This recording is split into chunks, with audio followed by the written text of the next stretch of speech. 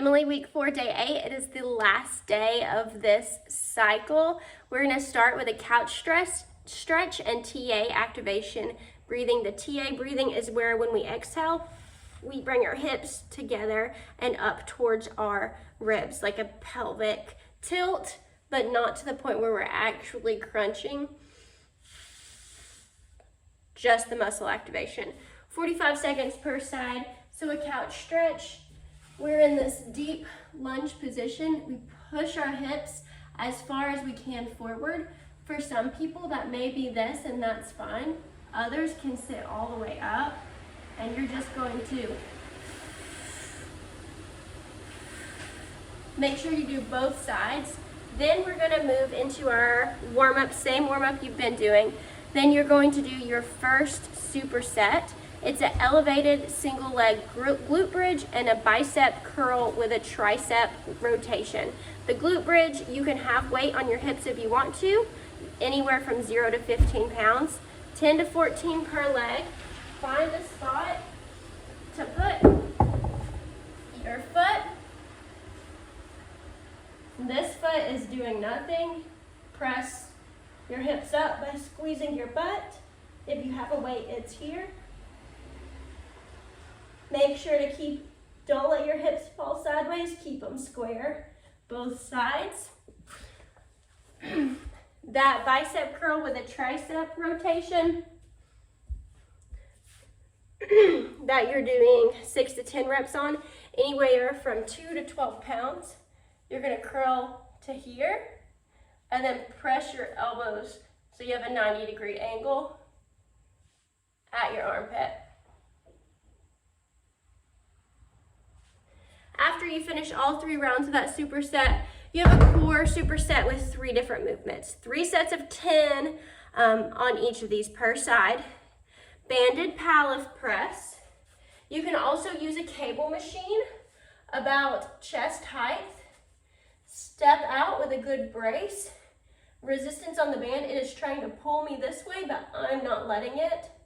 And I'm actively holding that resistance as I press that band forward. Both sides here, pull it in front of you, and then resist that band from pulling you to the side. You're gonna do bear crawls. This time we're not doing laterally, we're doing forward and backwards. You can hold weight and you don't have to hold weight either. So, hands and knees, toes curl under, knees off the ground, opposite arm and leg. Keeping still from hips to shoulders. Sometimes backwards, which I want you to do after you do forward, do backwards. Sometimes that's hard for people to figure out. You can always move a hand, then move a leg. Move a hand, then move a leg until your brain wraps around it. Lastly, we have a pressing march, really light weight here or no weight at all. With no weight, you're gonna do 10 per side. March up, press. 1, 2, back down, march up, press, 1, 2, back down. With a weight, same deal, march up, press, 1, 2, back down, march up, press, 1, 2, back down. Then you're gonna move into your Metcon. It's 12 minutes of continuous movement, moderate pace. You're not sprinting, you're just trying to move moderately for 12 minutes. You're gonna start with 10 ring rows, straight body, pull to the chest, stop here, not here. Active shoulders at the end of that TRX row, ring row. 10 of those into 15 supine bent knee raises. We will be on the floor in this dead bug position. Back is on the floor, knees bent. Drop your heels to the floor and raise them up. If your back arches with your heels hitting the floor, stop and come back wherever your end range of motion is. You can also use a wall to stop your feet if you need to do that. And then 10 alternating lateral box step ups.